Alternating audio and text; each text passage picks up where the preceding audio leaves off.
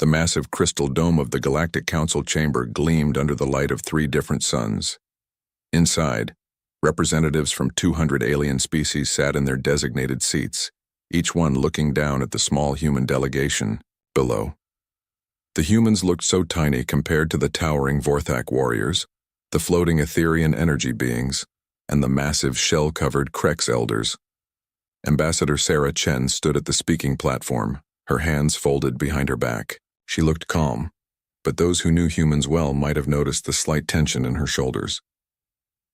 Behind her sat the rest of Earth's diplomatic team, 5 humans in simple, dark suits that seemed plain compared to the elaborate robes and armor worn by other species. Above them all, Speaker Valdris of the ancient Etherian collective floated in his energy form, his voice echoing through the chamber without need for vocal cords. The Etherians had been traveling between stars for over 10,000 years. To them, humanity was barely more than clever animals that had just learned to leave their home planet. The Council recognizes Commander Thraksh of the Vorthak Empire, Valdris announced. The massive Vorthak warrior rose from his seat. Thraksh stood nearly 9 feet tall, his forearms ending in claws that could tear through metal. His red skin bore the ritual scars of countless battles, each one telling a story of honor and victory. The bone crests on his skull marked him as nobility, a commander who had never known defeat. Honored Council, Thraksh's voice boomed through the chamber. The Vorthak Empire brings a matter of great importance. The humans have claimed mining rights to 17 systems in the outer spiral. These systems contain resources that rightfully belong to established members of this council. Murmurs rippled through the chamber. Several alien species nodded in agreement. The humans had joined the Galactic Council only 50 years ago, which was yesterday in galactic terms.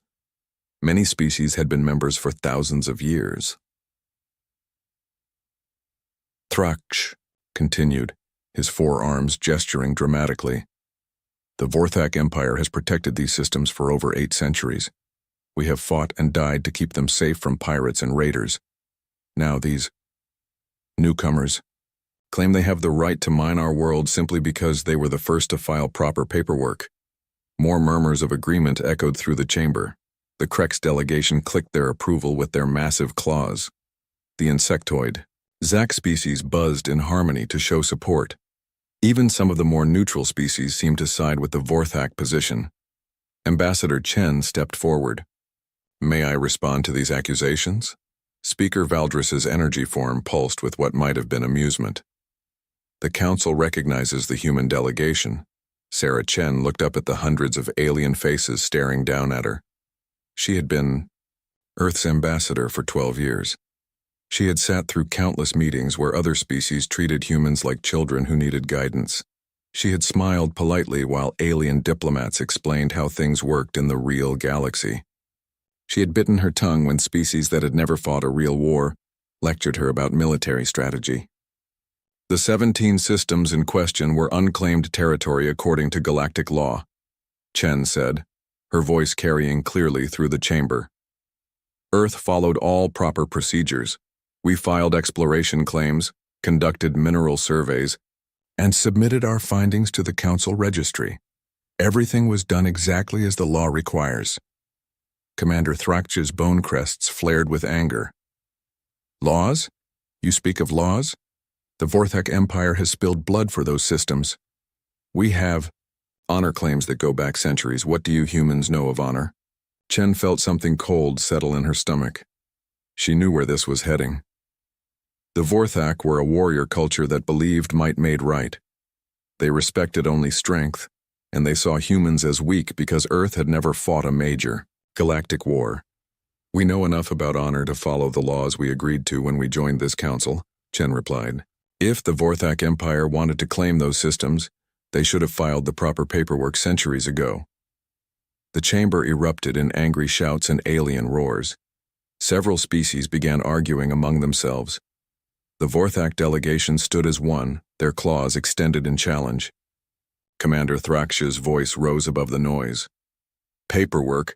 You think your human paperwork means more than Vorthak blood? More than Vorthak honor? Speaker Valdris extended energy tendrils to restore order. The Council will maintain proper decorum. But Thraksh was beyond caring about decorum. His species had been warriors for thousands of years. They had conquered dozens of worlds through strength and courage.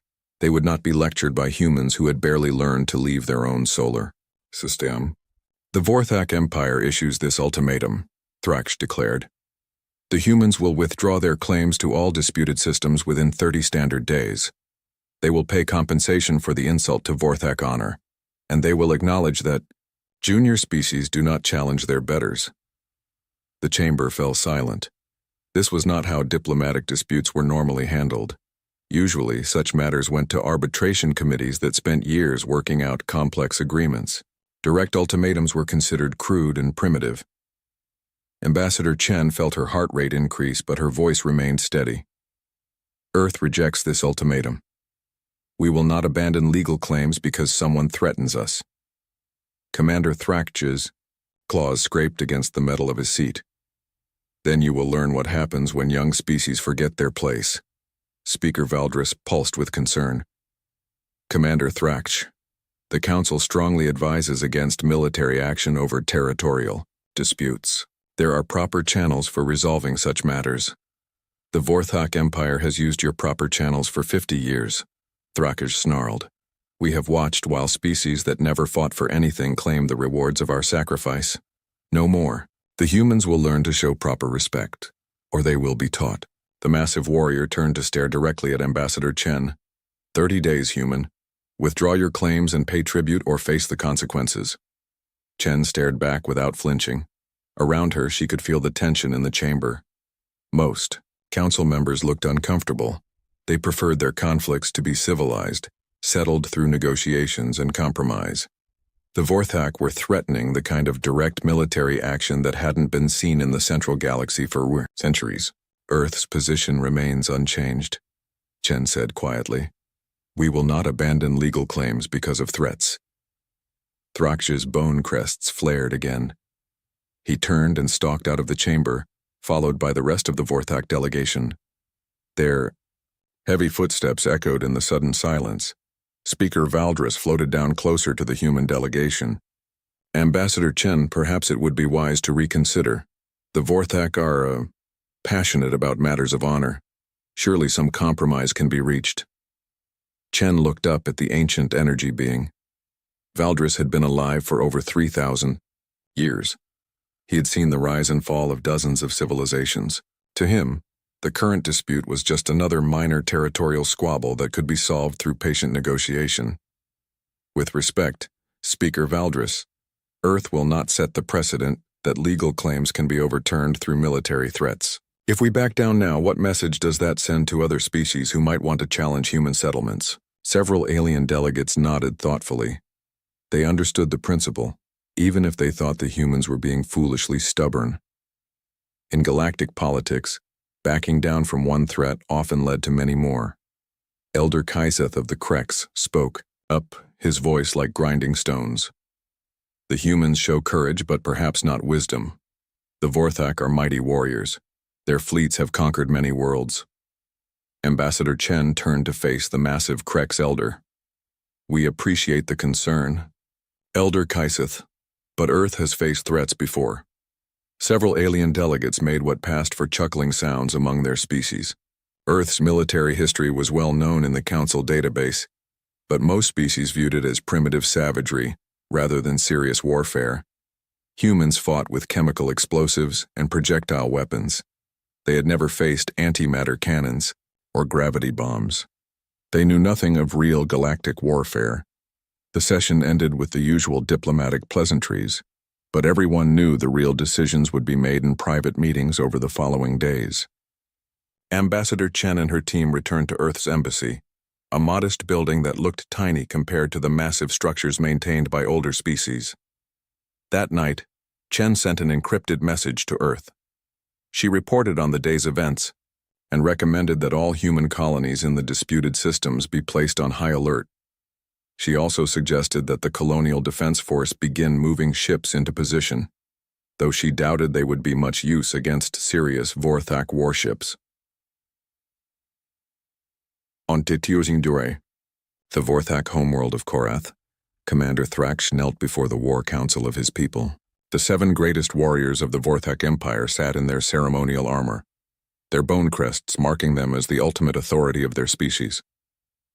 The humans refused to show proper respect, Thraksh reported. They hide behind their paperwork and ignore the honor of our blood claims. War leader Drakmor, eldest of the council, leaned forward. His scars were so numerous they formed patterns across his red skin. He had led the Vorthak to victory in dozens of campaigns over the past centuries. Against serious galactic military technology, Thraksh opened communications with the colony's governor. Human leader, I am Commander Thraksh of the Vorthak Empire. Your species has shown disrespect to ancient claims of honor. We are here to correct this mistake. Governor Martinez appeared on the communication screen. He was an older man with gray hair and worried eyes. Commander, this is a peaceful colony. We have women and children here. Surely any dispute can be resolved through negotiation. Negotiation has failed, Thraksh replied. Your leaders chose defiance over wisdom. Now you will see the price of such foolishness. Evacuate all civilian areas. We will begin targeted strikes on military and industrial facilities in 1 standard hour. The next hour was chaos on New Geneva. Families loaded into ground vehicles and fled to the countryside. The few military personnel on the planet began broadcasting surrender signals, hoping to minimize damage. Most colonists had never seen war beyond historical documentaries. Thraksh's fleet began its demonstration. Plasma beams lanced down from orbit, destroying the small military base in seconds. The orbital station vanished in a brief flash of light. Industrial facilities were reduced to glowing craters. The strikes were precise and professional. The Vorthak weapons officers had centuries of experience. They could destroy a building without damaging structures next to it. This was meant to be a lesson, not a massacre. But technology, even advanced technology, sometimes fails. The targeting computer on Thraksh's flagship suffered a minor malfunction, the kind of small error that happens once in millions of operations. A plasma beam meant for a communications facility shifted 3 degrees off target. The beam hit the New Geneva Children's Hospital. 847 children died in that moment. They were playing in the recreation areas, sleeping, in their beds, being treated for minor illnesses and injuries. The plasma beam vaporized the entire building in less than a second. Thraksh stared at his tactical display in horror. The targeting officer checked and rechecked the readings, his claws shaking as he confirmed what had happened. Commander, the officer whispered, we hit a civilian facility, a medical center for younglings. Thraksh felt something cold settle in his chest. The Vorthak were warriors, but they were not monsters. They had codes of honor that went back thousands of years. The protection of younglings was sacred to all civilized species. Cease fire, Thraksh ordered. All ships, cease fire immediately. He opened an emergency channel to New Geneva's government center. Governor Martinez, there has been a terrible accident. One of our weapons malfunctioned. We struck a medical facility. Governor Martinez's face appeared on screen, streaked, with tears. The children's hospital, he whispered. You destroyed the children's hospital.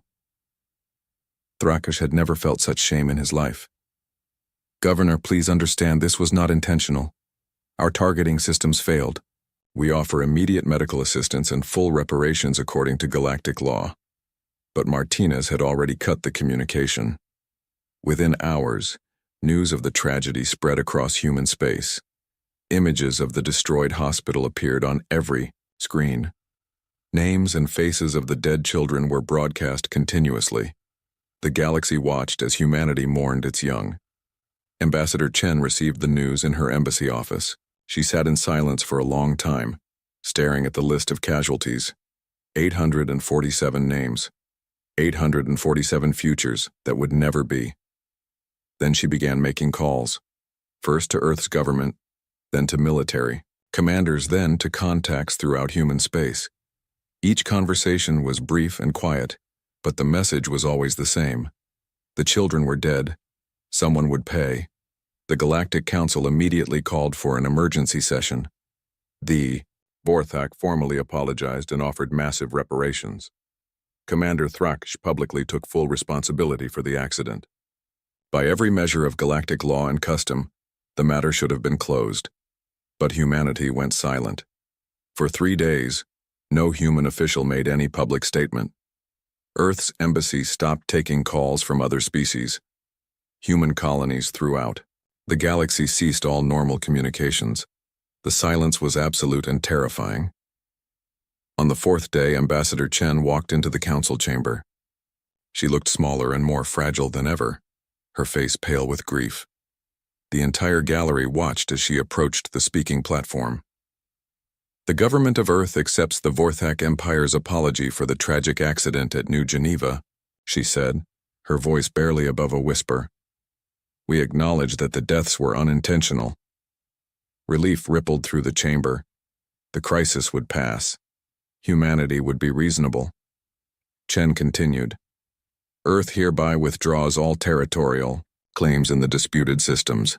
We will sign any peace treaty the Vorthak Empire desires. We want no further conflict with your people. Speaker Valdris pulsed with satisfaction. The Council is pleased that this matter can be resolved peacefully. Ambassador Chen, your species shows wisdom in choosing compromise over confrontation. Chen nodded slowly. We are, after all, just a young species. We have much to learn about how things work in the galaxy.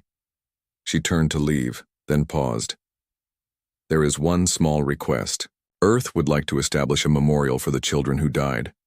Something simple, just to help our people process their grief. We request 30 days to complete this memorial before signing the final peace accords. The request seemed entirely reasonable. Every species understood the need to mourn the dead. Granted, Speaker Valdris said immediately. Take whatever time you need. Chen bowed respectfully and left the chamber. Behind her, the various alien delegations began discussing how impressed they were with human maturity. The crisis had ended, with minimal fuss. None of them noticed that Chen never actually said what kind of memorial Earth planned to build. And none of them knew that Earth's military had been mobilizing for war since the moment the first child died on New Geneva. The Empire silence was about to end. And when it did, the galaxy would learn that humans did not build memorials out of stone. The human industrial complex had been quiet for 50 years. When Earth joined the Galactic Council, they had agreed to limit their military production in favor of trade and diplomacy. The massive shipyards that had built humanity's first interstellar fleet were converted to civilian use. Weapons factories became manufacturing centers for consumer goods. The galaxy saw this as proof that humans were learning to be civilized. But the galaxy had misunderstood what they were seeing. Admiral Marcus Rodriguez stood in the command center deep beneath Cheyenne Mountain, looking at screens that most humans had forgotten existed. He was 63 years old, with silver hair and scars on his hands from his time as a Marine.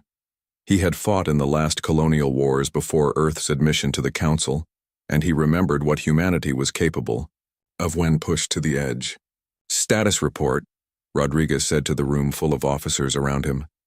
Colonel Sarah Kim looked up from her tactical display. She was young for her rank, promoted quickly during the peacetime military. But her family had come from old Korea, and she understood what total war meant. All defense contractors have received activation codes, Kim reported.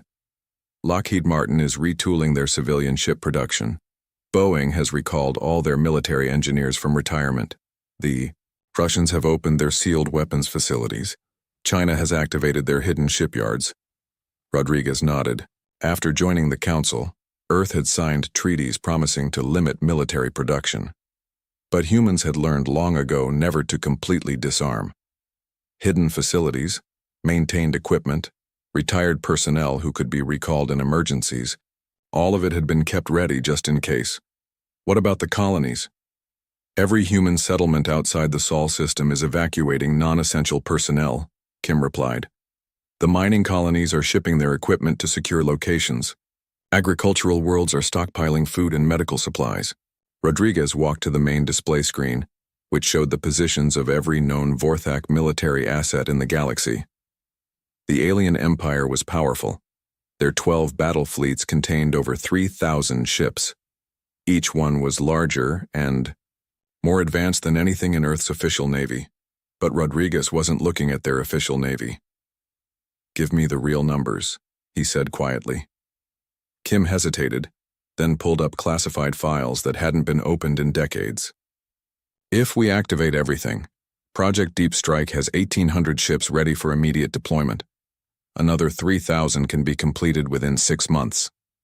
The weapons stockpiles contain enough antimatter warheads to glass every Vorthak world simultaneously." The other officers in the room fell silent. They had known about some of humanity's hidden military assets, but seeing the full scope was overwhelming. Earth had spent 50 years pretending to be a peaceful species, while secretly preparing for the kind of total war that most galactic civilizations had forgotten was possible. Rodriguez studied the numbers. During humanity's expansion into space, they had learned harsh lessons about survival. Pirates, hostile aliens, resource wars, humanity had faced them all. The Galactic Council offered peace and stability, but humans remembered that peace was something you prepared for by being ready for war. "What about the Vorthak response to our diplomatic activities?" Kim pulled up intelligence reports. "Commander, Thrax has been recalled to face a formal inquiry about the New Geneva incident.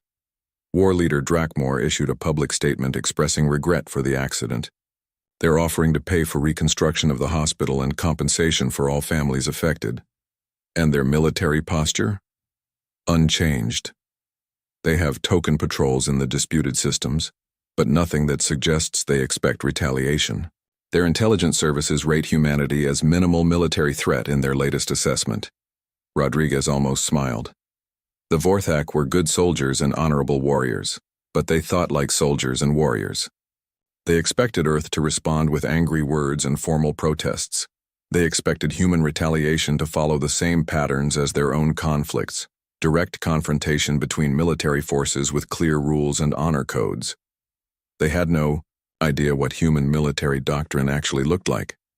"Activate Operation Memorial," Rodriguez ordered. Colonel Kim's fingers hesitated over her control panel. "Sir, once we begin, there's no taking it back. The aliens will see what we're really capable of." Rodriguez thought about the images from New Geneva. 847 small coffins. 847 families destroyed. 847 futures erased by what the Vorthak called an accident. "Good," Rodriguez said. "It's time they learned." Across human space, the real military machine began to wake up. Hidden shipyards powered up their construction systems. Sealed weapons facilities opened their blast doors. Retired officers reported for duty. Scientists who had been working on peaceful research projects suddenly found themselves reassigned to military applications, but none of it was obvious from outside human space. The Vorthak intelligence services watched Earth's public activities and saw exactly what they expected to see: a grieving species trying to cope with tragedy through diplomacy. Human news broadcasts showed memorial services and calls for peace. Earth's official military remained at normal readiness levels. The few human warships in space continued their regular patrol routes. Commander Thrax sat in his quarters aboard the Vorthak flagship, writing his formal report on the New Geneva incident. The inquiry board would review his actions and determine whether he had violated military protocols. He expected to be relieved of command, possibly exiled from the warrior caste entirely. It was a heavy price to pay for an accident, but Thrax accepted it. He had been responsible for the mission, and therefore responsible for its tragic consequences. That was the Vorthak way. Leaders took accountability for their failures. His aide entered the cabin and bowed respectfully. "Commander, we have received a message from the human ambassador." Thrax looked up from his report. "What do they want now?" "Ambassador Chen requests a private meeting. She says Earth wishes to discuss the memorial arrangements and ensure they do not violate any Vorthak cultural sensitivities." Thrax frowned. The request seemed reasonable, even thoughtful. Most species would want to ensure their memorials didn't accidentally insult the people involved in the tragedy. Schedule the meeting, Thraksh decided, and inform the ambassador that I will answer any questions she has about the incident. The families of the dead deserve to know exactly what happened. 3 days later, Ambassador Chen arrived at the Vorthak embassy on the neutral world of Kepler Station. She came alone, without guards or aides. She wore a simple black dress that humans traditionally used for mourning. Thraksh met her in a private conference room. Up close, the massive Vorthak commander looked even more imposing, but Chen noticed that his bone crests were dulled, a sign of shame among his people. Ambassador, Thraksh said formally, I want you to know that I take full responsibility for what happened on New Geneva. If I could trade my life for those children, I would do so without hesitation. Chen studied his face. She had read the intelligence files on Vorthak culture and psychology. Everything about Thraksh's posture and expression suggested genuine remorse. He was a warrior who had accidentally broken his own code of honor, and the guilt was eating him alive. I believe you, Chen said quietly. The technical analysis of your weapon systems confirms it was a malfunction, not intentional targeting. Thraksh's forearms relaxed slightly. Then, you understand that we are not monsters? That this was truly an accident? I understand. That you never meant to kill children, Chen replied. But Commander, I need you to understand something about humans. Intent doesn't matter when our children are dead. Something in her tone made Thraksh's warrior instincts activate. Chen still looked small and fragile, but there was something different about her now. Something cold. What exactly are you saying, Ambassador? Chen reached into her bag and pulled out a small device, a holographic projector. She activated it, and the air above the table shimmered with images. The first image showed New Geneva's Children's Hospital before the attack. Thraksh could see human younglings playing in the gardens outside, their parents watching nearby. It looked peaceful and innocent. The second image showed the same location after the plasma strike. Nothing remained but a crater of melted stone and metal. Emergency workers searched through the debris, but Thraksh could see from their posture that they weren't expecting to find survivors. 847 children, Chen said, her voice still quiet. The youngest was 2 years old. The oldest was 16. They died instantly, so they didn't suffer. I suppose that's something. Thraksh stared at the images, his shame growing heavier. Ambassador, we have offered full reparations. By Galactic law, Galactic law, Chen interrupted, was written by species that fight civilized wars. Species that have learned to limit casualties and follow rules of engagement. Species that see warfare as a game with winners and losers, not a matter of survival. The holographic images shifted, showing historical footage from Earth. Thraksh saw human cities in flames, massive armies marching across devastated landscapes, weapons that turned entire regions into wastelands. This is how humans learned to fight, Chen continued, not with honor codes or limited objectives. We learned that when someone threatens your family, your children, your future, you don't try to win. You try to make sure the threat never exists. Again. Thraksh's claws extended unconsciously. His warrior training was telling him that he was in danger, but he couldn't understand why. Chen was unarmed, alone, and physically weak compared to him. Yet something about her presence was setting off every survival instinct he possessed. What are you saying? Thraksh asked again. Chen deactivated the holographic projector and put it away. When she looked up at him, her eyes were completely calm. I'm saying that you need to understand what kind of memorial we're building for those children, she said.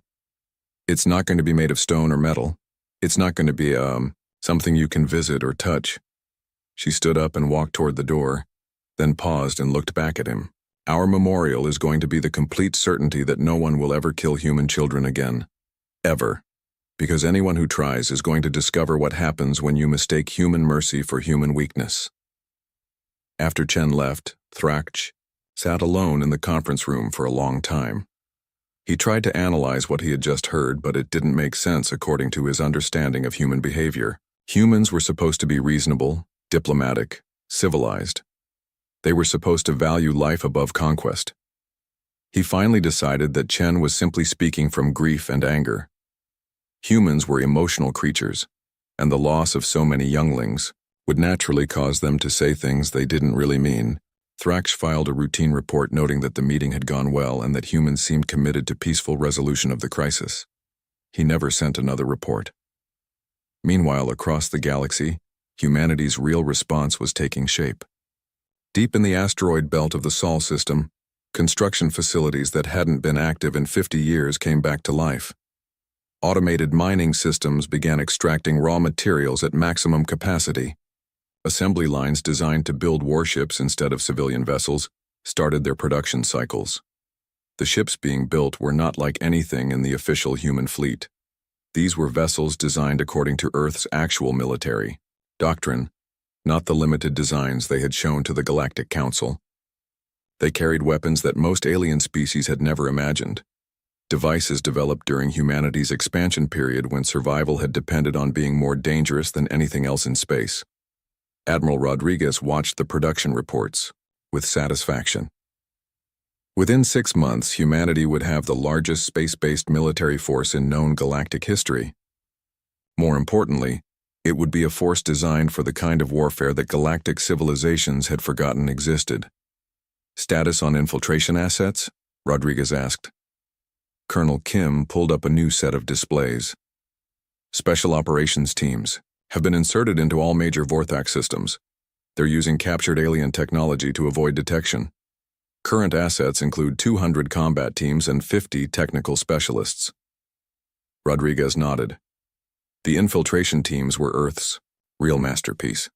While the galaxy saw humans as primitive because they used chemical explosives and projectile weapons, they had overlooked humanity's greatest military advantage, the ability to adapt and improvise. Human special operations soldiers had spent decades studying captured alien technology. They couldn't build antimatter weapons or gravity bombs, but they could steal them, modify them, and use them in ways their creators never intended. Any contact with Vorthak intelligence services? Negative. Their security systems are designed to detect other galactic standard technologies. They're not programmed to recognize human infiltration techniques. This was the fundamental mistake that every alien species made when analyzing human military capabilities. They judged Earth's forces by galactic standards. How many ships, what kind of weapons, which technologies they possessed. They never considered how humans actually fought when their survival was threatened. Humans didn't fight fair. They didn't follow rules of engagement unless forced to. They didn't respect the idea that warfare should be limited or civilized. When pushed to the edge, humanity reverted to the same mindset that had carried them through 10,000 years of evolution on a world where everything was trying to kill them. What about the Galactic Council? Rodriguez asked. They're pleased. With human diplomatic maturity, Kim reported with just a hint of irony. Several species have commented favorably on our peaceful response to the New Geneva incident. The Etherian Collective issued a statement praising humanity for choosing compromise over conflict. Rodriguez studied the tactical displays showing Vorthak fleet positions throughout the galaxy. 12 battle fleets spread across dozens of systems, protecting an empire that had stood for over 2,000 years. Soon those fleets would discover what human compromise actually looked like. Timeline for Phase 1? All assets will be in position within 18 days. Once we begin, the Vorthak Empire will have approximately 72 hours before their command and control systems are completely compromised. Rodriguez had fought in enough wars to know that the most dangerous moment was always right before the shooting started. Once Operation Memorial began, there would be no possibility of stopping it. Earth would reveal its true military capabilities to the galaxy, and the political consequences would last for centuries. But every time he hesitated, Rodriguez remembered the images from New Geneva. 847 small bodies pulled from the wreckage of a children's hospital. 847 families who would never be whole again. The Vorthak had wanted to teach humanity about consequences. They were about to learn that lesson themselves. Execute Phase 1, Rodriguez ordered. Across the galaxy, human infiltration teams received their activation codes. Ships that had been hiding in deep space for weeks began moving toward their targets. Weapon systems that existed only in classified files were loaded and armed. The memorial for the children of New Geneva was about to begin, and when it was finished, no one would ever mistake human grief for human weakness again. The first strike came without warning. The sacred world of Kortheval had been the spiritual center of the Vorthak Empire for over 1,500 years. Ancient temples covered the planet's surface, each one containing artifacts that told the story of Vorthak civilization. Young warriors came here to learn about their ancestors. Elders came here to meditate on honor and duty. It was a place of peace, protected by treaty and tradition. It had no military value whatsoever. High Priest Yorthak was conducting morning prayers when the sky began to burn. He looked up through the temple's crystal dome and saw streaks of light falling from orbit. Not the gentle glow of normal spacecraft, but the harsh brilliance of objects moving at tremendous speed. The first impacts came in the northern continent. Yorthak felt the ground shake beneath his feet as massive explosions erupted hundreds of miles away. The crystal dome cracked, sending rainbow patterns across the temple floor. "What is happening?" whispered one of the younger priests. Yorthak activated the temple's communication system and tried to contact the orbital defense platforms. Static answered him. He tried the planetary government center. More static. Every frequency was either dead or filled with electronic noise. More streaks of light fell from the sky. This time they were closer. Yorthak realized with growing horror that someone was systematically destroying every important site on Kortheval, the ancient library where Vorthak military history was preserved, the monument gardens where the names of fallen warriors were carved in stone, the meditation centers where young Vorthak learned the philosophy of honorable combat. All of it was being erased. The final strike hit the great temple itself, the most sacred site in all of Vorthak space. Yorthak had just enough time to see a single object falling toward them, moving faster than anything he had ever imagined.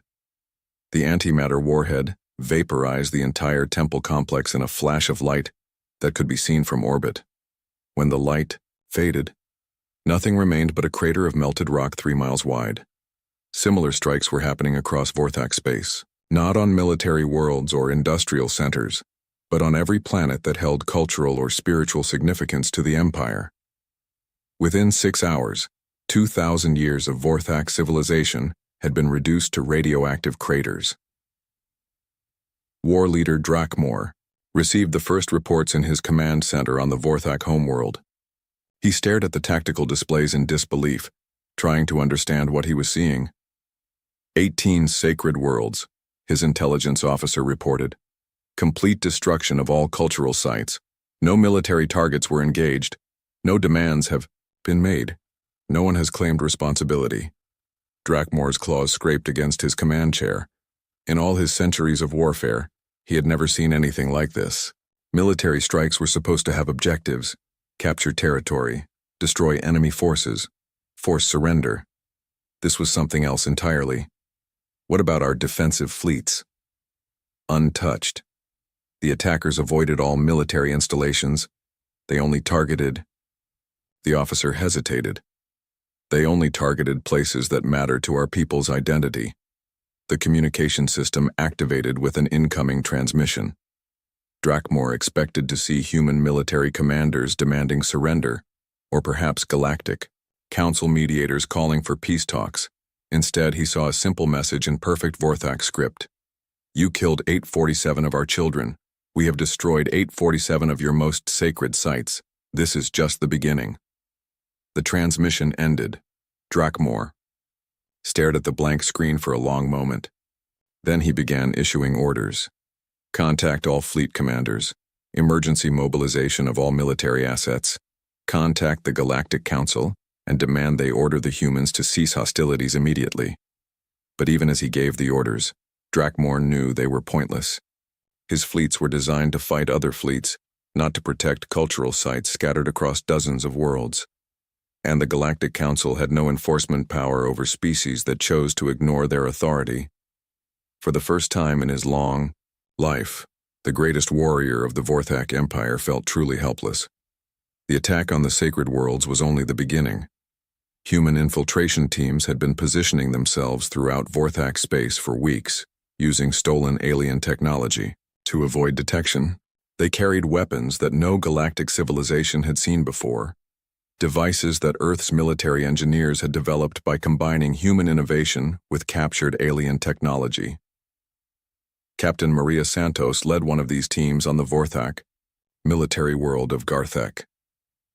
She was 32 years old, a veteran of the colonial wars who had volunteered for the most dangerous mission of her career.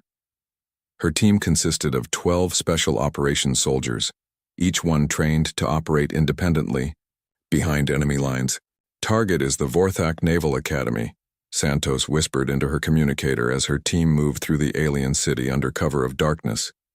"Intelligence indicates this facility has trained Vorthak officers for over 8 centuries. The Naval Academy was a massive complex of buildings constructed from the same redstone as traditional Vorthak architecture. Thousands of young warriors came here each year to learn space combat tactics, fleet coordination, and the honor codes that governed Vorthak military behavior. Santos and her team approached the main building through underground utility tunnels. The Vorthak had never faced human infiltration tactics, so their security systems were designed to detect known alien technologies. They couldn't recognize the modified equipment that human engineers had cobbled together from stolen components. "Charges placed," reported Sergeant Chen over the team radio. "Neutron devices are armed and ready." Neutron weapons were among humanity's most terrible innovations. Unlike antimatter bombs or plasma strikes that destroyed everything in their area of effect, neutron weapons killed living things while leaving buildings and equipment intact. The academy would still be standing when the sun rose, but everything inside would be dead. "All teams report ready," Santos said into her communicator. Around the planet, 11 other human teams had infiltrated similar targets: military training centers, officer academies, strategic planning facilities, every institution that taught young Vorthak how to wage war. "Execute," came the order from orbit. Santos pressed the detonation control. The neutron devices activated simultaneously across the planet. There were no explosions, no visible signs of destruction. The buildings remained intact. The lights still functioned. Even the computer systems continued operating normally.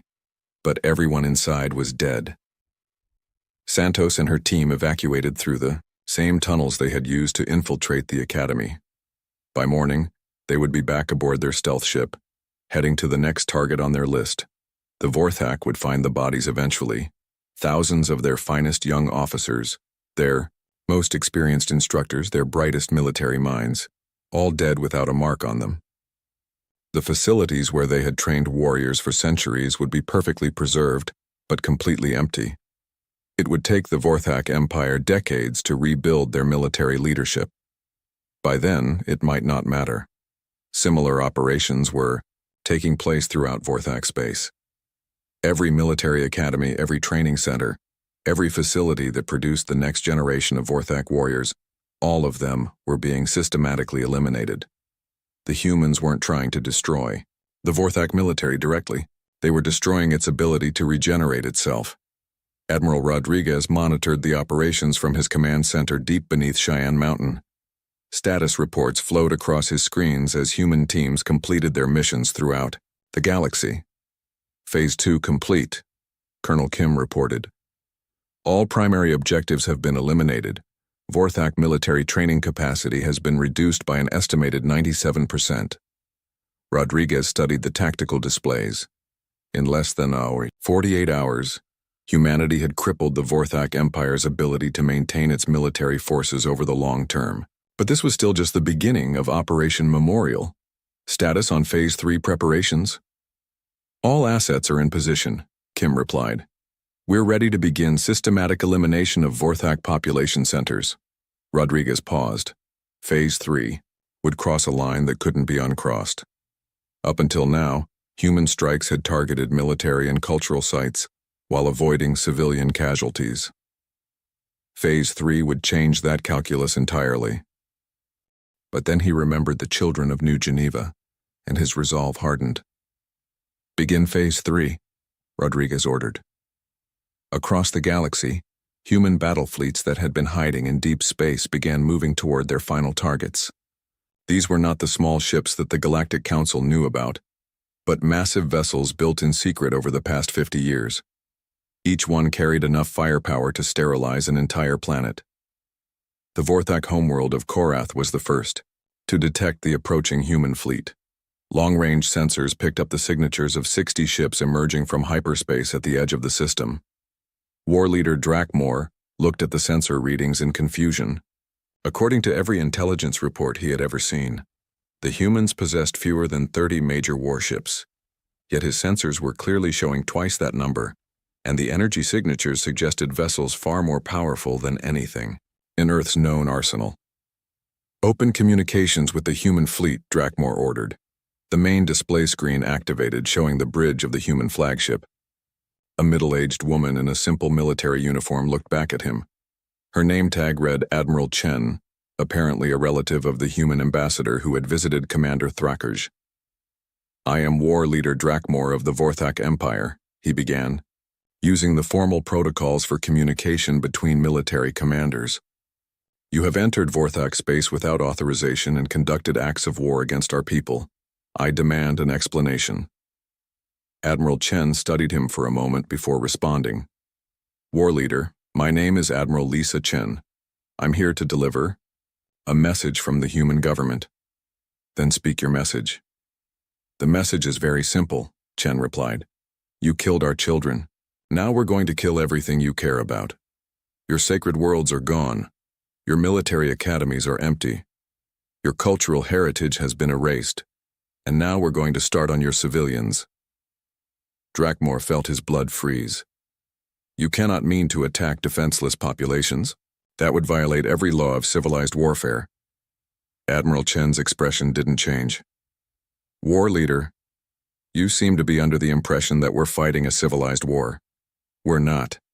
This is what humans call total war. It means we don't stop until our enemy no longer exists as a functional civilization." The communication ended. Drakmor stared at the blank screen, trying to process what he had just heard. In all his studies of galactic military history, he had never encountered the concept of total war. Civilized species fought for territory, resources, or political objectives. They didn't fight to completely destroy their enemies. But humans apparently did. "Contact the Galactic Council immediately," Drakmor ordered. "Inform them that the humans are planning genocide against the Vorthak people. Demand immediate intervention." His communications officer tried for several minutes before reporting back. "War Leader, I cannot establish contact with the council chambers. All communication frequencies are being jammed." Drakmor realized that the humans had planned for this contingency as well. They had isolated the Vorthak Empire from any outside help before beginning their final assault. The human fleet began moving toward Korath's population centers.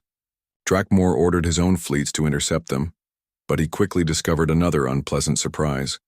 The human ships were faster than anything in the Vorthak arsenal, more maneuverable, better armed.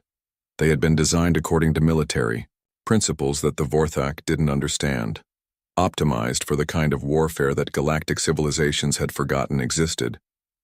When the two fleets finally engaged in battle above Korath, the result was not a fight but a massacre. Human ships moved through Vorthak formations like predators among prey, their weapons cutting through alien defenses as if they didn't exist. In less than 2 hours, the Vorthak home fleet, the pride of their empire, was reduced to debris floating in space. Admiral Chen opened communications again. "War Leader, you now have a choice. You can evacuate your civilian population and surrender all claims to the disputed systems, or you can watch us reduce your homeworld to ash." Drakmor looked at the tactical display showing the remains of his fleet, then at the human ships positioning themselves in orbit above his planet's major cities. "You have won," he said quietly. "The Vorthak Empire surrenders unconditionally. Please, spare our people." "The Vorthak Empire," Admiral Chen replied, "no longer exists.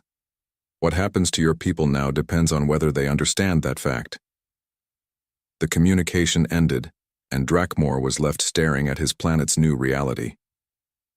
In less than 3 days, the mighty Vorthak Empire, a civilization that had dominated its region of space for 2 millennia, had been completely destroyed as a political and military entity. Their sacred worlds were radioactive craters. Their military academies were empty tombs. Their battle fleets were space debris. And the humans weren't finished yet. Reports were coming in from across the galaxy as word of the Vorthak's destruction spread. Every species that had diplomatic relations with Earth was receiving the same message. This is what happens when you kill human children. Learn from it. The galaxy was beginning to understand that they had made a fundamental error in their assessment of humanity. Earth wasn't a peaceful species learning to be civilized. Earth was a predator species that had been pretending to be civilized, and now the pretense was over. The emergency session of the Galactic Council convened in chaos. Representatives from 200 species filled the chamber, their voices creating a cacophony of fear and confusion in dozens of different languages. The massive crystal dome that normally let in gentle starlight now seemed to trap them under its weight. Speaker Valdris floated at the center of the chamber, his energy form pulsing with distress. In 3,000 years of life, he had never witnessed anything like the systematic destruction of the Vorthak Empire. Ancient civilizations were supposed to decline slowly, over centuries or millennia. They weren't supposed to be erased in less than a week. "Order," Valdris called, his voice carrying across the chamber. "The council will maintain proper decorum." But decorum seemed impossible as reports continued flowing in from across the galaxy. The Vorthak homeworld was under human occupation. Refugee ships carrying the survivors of 18 sacred worlds were scattered throughout neutral space. The proud warrior culture that had stood for 2,000 years had been reduced to homeless beggars in less than 72 hours. Elder Kaiseth of the Krex spoke first, his massive shell clicking with agitation. "How is this possible? Our intelligence reports indicated that humans possessed minimal military capabilities. Their official fleet contained only 28 vessels." Ambassador Chen sat in the human delegation area, looking smaller and more fragile than ever. Behind her, the other human representatives watched the proceedings with calm expressions that somehow seemed more threatening than any display of anger. "The question," rumbled Ambassador Thexatar of the Zephyrian hegemony, "is not how they did it. The question is why they did it. This level of destruction goes far beyond any reasonable response to the New Geneva incident." Several species voiced their agreement. The accidental death of civilians during military operations was tragic but common in galactic warfare. Reparations were paid, apologies were made, and life continued. What the humans had done was completely unprecedented. "Perhaps," suggested diplomat Yathara of the Crystalline Union, "we should ask the humans to explain their actions." All eyes turned to Ambassador Chen. She stood slowly and walked to the speaking platform, her footsteps echoing in the sudden silence. When she reached the center of the chamber, she looked up at the hundreds of alien faces staring down at her. "You want to know why we destroyed the Vorthak Empire?" Chen said, her voice carrying clearly through the chamber. "The answer is simple. They killed our children." "But it was an accident," protested Counselor Vexthai of the Aquatic Coalition. Commander Thrakish himself admitted the targeting malfunction. Reparations were offered. Chen nodded slowly. "Yes, it was an accident. And yes, reparations were offered. Under galactic law, the matter should have been closed." She paused, letting her words sink in. "But you see, galactic law was written by species that have never faced extinction. Species that have never had to fight for their right to exist. Species that can afford to treat warfare as a game with rules and limits." The chamber fell silent as Chen continued. "Humans learned to fight on a world where everything was trying to kill us. We didn't have the luxury of civilized warfare. We didn't have honor codes or limited objectives. When something threatened our survival, we had two choices: destroy it completely, or be destroyed ourselves." Elder Kaiseth leaned forward.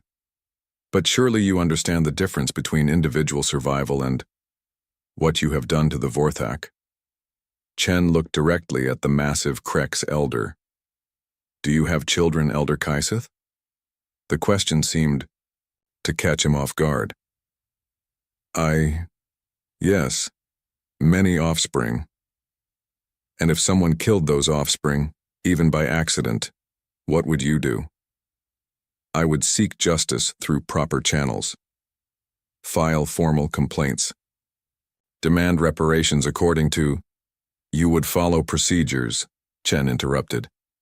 Because your species has always been safe. Your homeworld is protected. Your children grow up without fear. You can afford to trust in systems and laws because those systems have never failed you. She turned to address the entire chamber. Humans cannot afford that luxury. Our history is written in the blood of children who died because their parents trusted that others would protect them. We learned, through 10,000 years of war and genocide and extinction events, that when someone kills your young, you don't negotiate with them. You ensure they never have the opportunity to do it again. The silence in the chamber was absolute. The Vorthak Empire no longer exists, Chen continued, because we wanted to send a message to the galaxy. The message is this: human children are not acceptable casualties. They are not collateral damage. They are not the price of doing business.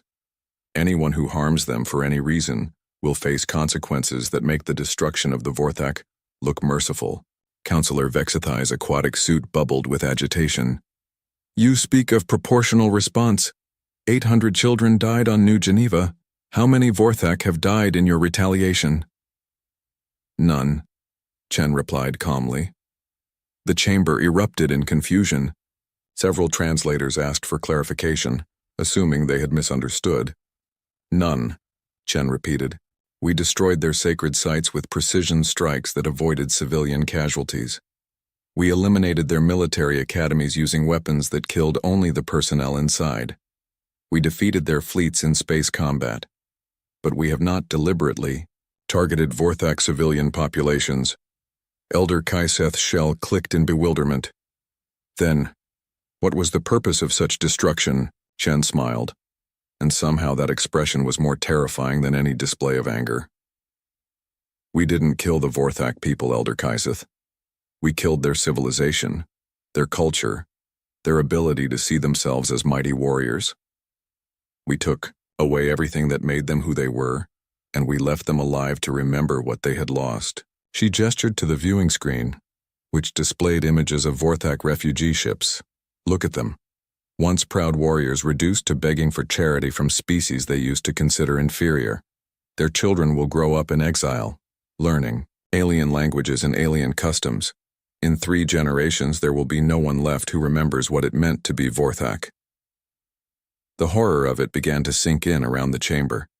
Physical genocide was terrible, but what the humans had done was worse. They had committed cultural genocide while keeping their victims alive to suffer through it. This is monstrous, whispered diplomat Yathara. Chen turned to face her. Yes, it is. We know exactly how monstrous it is. That's why it works. Speaker Valdris pulsed with distress. Ambassador Chen, surely you understand that such actions cannot be permitted in civilized space. The Council must take measures to prevent... To prevent what? Chen interrupted. To prevent humans from defending themselves when attacked? To prevent us from responding when our children are murdered?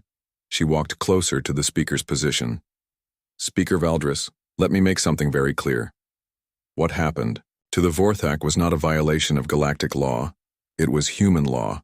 And human law is very simple. You kill our children, we kill your future. But the proportionality, began another delegate, is perfect. Chen cut him off. The Vorthak took away the futures of 847 human children. So we took away the future of their entire civilization. They will never threaten anyone's children again because they will never be in a position to threaten anyone. The chamber fell silent as the implications sank in. Every species present began calculating how many children lived on their own worlds, and what the consequences might be if anything happened to human children in their space. What do you want from us? Elder Kaiseth asked quietly. Chen returned to the speaking platform and activated a holographic display. The image showed a formal document written in multiple languages. We want the Vorthak Accords, she announced. A new treaty that will govern how civilized species interact with humanity. The document appeared on screens throughout the chamber. As delegates began reading, their expressions grew increasingly alarmed. The first article established absolute protection for human civilian populations, with any attack resulting in immediate total war authorization. The second article granted humanity veto power over all Galactic Council military actions. The third article created a system of species-level consequences for any harm to human children. But it was the fourth article that truly horrified them. Mutual defense obligations? Speaker Valdris read aloud. Any species under human protection shall receive full military support against aggression? Chen nodded. We're offering a choice. You can sign the accords and gain the protection of Earth's military. Your children will be safe because they'll be our children too. Anyone who harms them will face the same fate as the Vorthak. And if we refuse? Asked Ambassador Thexitar. Chen's expression remained calm. Then you're not under our protection. What happens to your children becomes your own responsibility. The threat was subtle, but unmistakable. Species that refused to sign the accords would be left to face the galaxy alone, knowing that humanity might view them as potential enemies rather than allies. This is extortion, protested Councillor Vexthai. No, Chen replied. This is evolution. The galaxy is changing.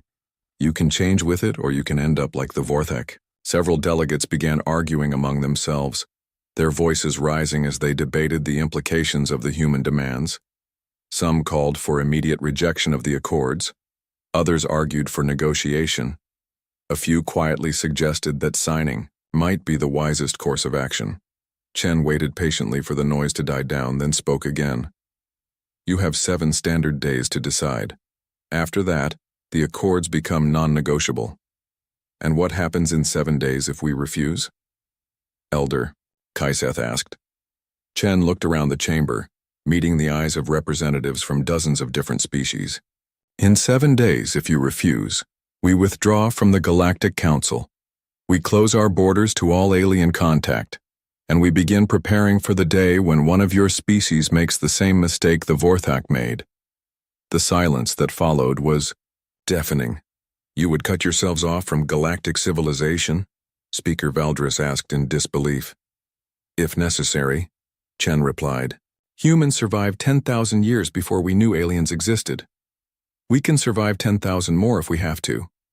The question is whether you want to be our partners in building a safer galaxy, or whether you want to be potential threats that we have to plan for. As the implications sank in, delegates began to realize the true scope of the choice they faced.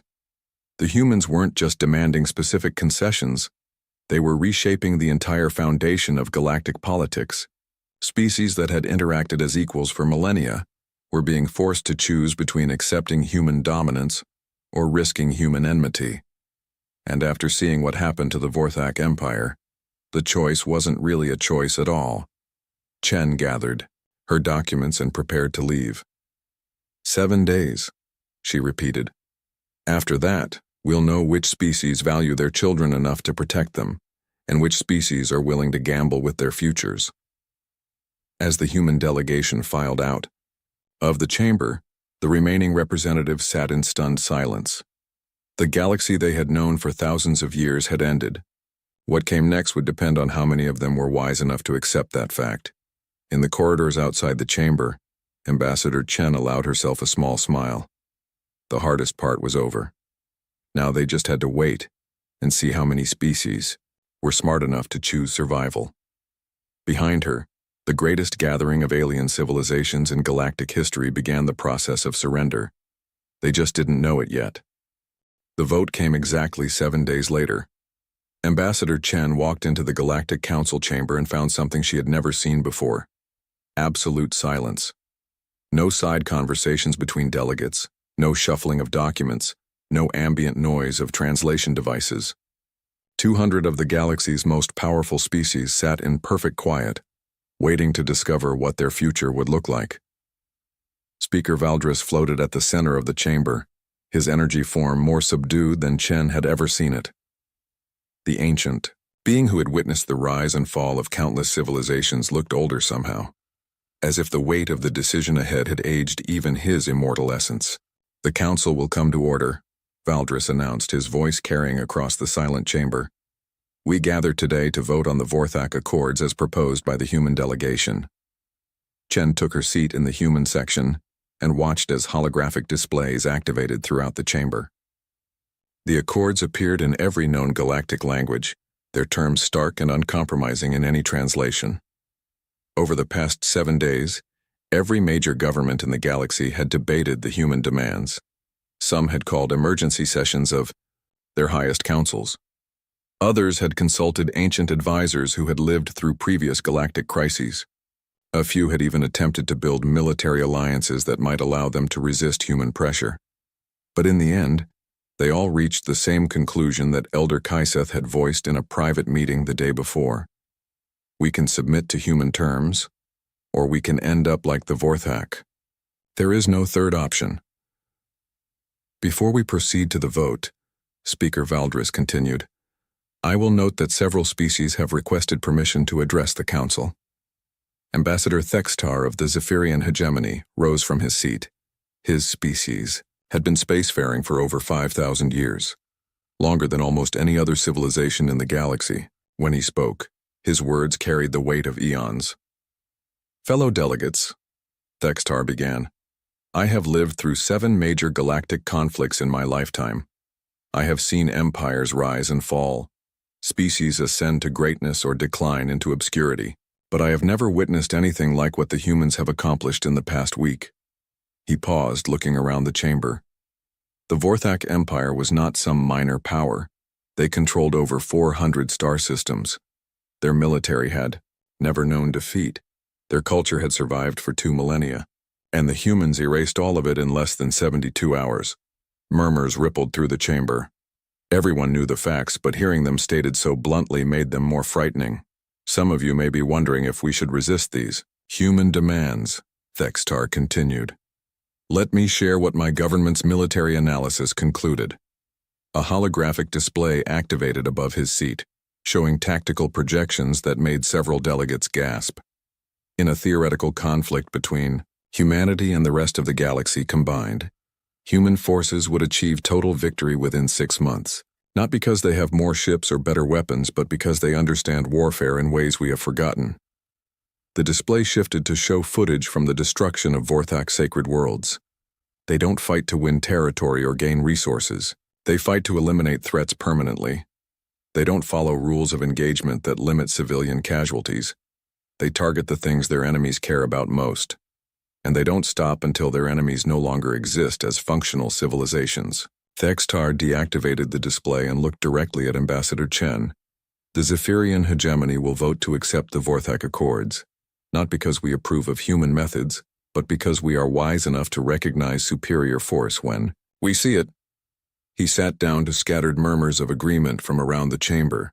Elder Kaiseth spoke next, his massive Krex shell reflecting the chamber's lighting. I am old enough to remember when the galaxy was a more violent place, he rumbled. Wars between species were common, planets were burned, populations were enslaved. It took millennia of evolution for us to develop the civilized society we now enjoy. He gestured toward the human delegation with one of his claws. The humans remind us that civilization is not a natural state. It is something that must be protected. And sometimes, protection requires the threat of overwhelming violence. Kaiseth's shell clicked thoughtfully. My species has been debating these accords for 7 days. We have considered the philosophical implications, the political consequences, the moral dimensions, but in the end we keep coming back to one simple fact. Under human protection, our children will be safer than they have ever been. The elder's voice grew stronger. The Krex Coalition votes to accept the Vorthak Accords. We welcome Earth as the galaxy's protector, because we understand that true protection requires the willingness to be absolutely ruthless toward those who threaten the innocent. One by one, other delegates rose to announce their positions. The Crystalline Union voted to accept, citing the need for stability in uncertain times. The Aquatic Coalition voted to accept, acknowledging that their pacifist philosophy required someone else to provide security. The Insectoid Collective voted to accept, arguing that the survival of their hive required pragmatic decisions. As the votes accumulated, it became clear that the galaxy had made its choice. Some delegates spoke of reluctant acceptance. Others praised human strength. A few admitted that they were simply afraid of what might happen if they refused, but they all voted the same way. Finally, Speaker Valdris called for the formal tally. The motion to adopt the Vorthak Accords passes by a vote of 197 in favor, 0 opposed, 3 abstentions. The chamber remained silent as the implications sank in. In a single vote, 200 galactic civilizations had agreed to submit to human military authority. The era of equals cooperating in the Galactic Council had ended. The era of human dominance had begun. Ambassador Chen rose and walked to the speaking platform one final time. "Thank you for your wisdom," she said simply. "Earth accepts the responsibility you have placed on us." She activated a holographic display that showed star maps of human-controlled space. Effective immediately, all species that have signed the accords are under Earth's protection. Any attack on your worlds, your ships, or your people will be considered an attack on humanity itself. The response will be swift and absolute. The display shifted to show human defense force positions throughout the galaxy. Our fleets are already moving to establish protective cordons around your most vulnerable colonies. Our intelligence services are monitoring potential threats to galactic stability. Our diplomatic corps stands ready to mediate disputes before they escalate to violence. Chen paused, letting her words sink in. But remember, protection is a two-way street. Species under human protection are expected to maintain peaceful relations with their neighbors. You will not start wars that we will have to finish. You will not commit atrocities that we will have to answer for. And you will never, under any circumstances, harm human citizens. The threat was subtle but unmistakable. Human protection came with human oversight. "What about species that didn't sign the accords?" asked a delegate from the back of the chamber. Chen looked toward the 3 abstaining delegations: the nomadic, wanderers, the isolated remnant, and the proud solitaries. All 3 were species that had always preferred independence to cooperation. "They remain free to make their own choices," Chen replied. "But they do so without our protection.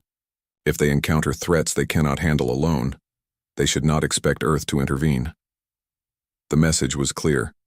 The galaxy was dividing into 2 camps, those under human protection and those on their own. Speaker Valdris floated down, closer to Chen's position. "Ambassador, what happens now? How will this new arrangement function in practice?" Chen smiled. "It will function very simply, Speaker Valdris. Earth will ensure that no species under our protection ever has to fear for the safety of their children. In return, we expect those species to support the kind of galaxy where such protection is necessary." She gestured toward the memorial wall that had been installed during the week of deliberations. 847 names carved in stone, representing the children who had died on New Geneva. "This memorial will remain here as a reminder of why things changed. Every delegate who enters this chamber will see those names and remember what happens when someone makes the mistake of thinking human children are acceptable casualties." Chen gathered her documents and prepared to leave. "The age of civilized warfare is over," she announced. "The age of absolute protection has begun. Your children are safe because we will destroy anyone who threatens them. Your civilizations will endure because we will eliminate any force that tries to end them." She walked toward the chamber exit, then paused and looked back. "This is the memorial we built for the children of New Geneva. Not a statue or a monument, but a guarantee that no child in the galaxy will ever die the way they did." As Chen left the chamber, the remaining delegates sat in stunned silence. They had just witnessed the most fundamental shift in galactic politics since the founding of the Council. The balance of power that had existed for thousands of years was gone, replaced by human hegemony, backed by the demonstrated willingness to commit cultural genocide. But as the shock wore off, many delegates began to feel something unexpected: relief. For the first time in galactic history, they knew with absolute certainty that their children were safe. Not because of laws or treaties or diplomatic agreements, But because there was a species in the galaxy willing to destroy entire civilizations to protect the innocent, the humans had kept their promise. They had built a memorial for the children of New Geneva. That memorial was the new Galactic Order itself, a system where anyone who harmed children would face consequences so terrible that no rational being would ever risk them. In the corridors outside the chamber, representatives from dozens of species began making plans for their new reality. They would need to establish formal communication channels with Earth's military. They would need to coordinate their defense systems with human forces. They would need to adjust their foreign policies to account for human oversight. Most importantly, they would need to make sure their own citizens understood the new rules of galactic civilization. The rules were simple. Human children were inviolate. Species under human protection were safe, and anyone who threatened either would discover what total war actually meant. Within a year, the changes were visible throughout the galaxy. Pirates and raiders who had terrorized shipping lanes for centuries simply disappeared, eliminated by human forces that gave no quarter. Border disputes that had simmered for decades were resolved quickly through human mediation, backed by overwhelming force. Civilian casualties in military conflicts dropped to nearly zero as every species understood the consequences of harming non-combatants. The Vorthak refugees, scattered across dozens of worlds, served as living reminders of what happened to those who violated the new order. Their children grew up speaking alien languages, following alien customs, knowing that their ancestral culture existed only in historical databases.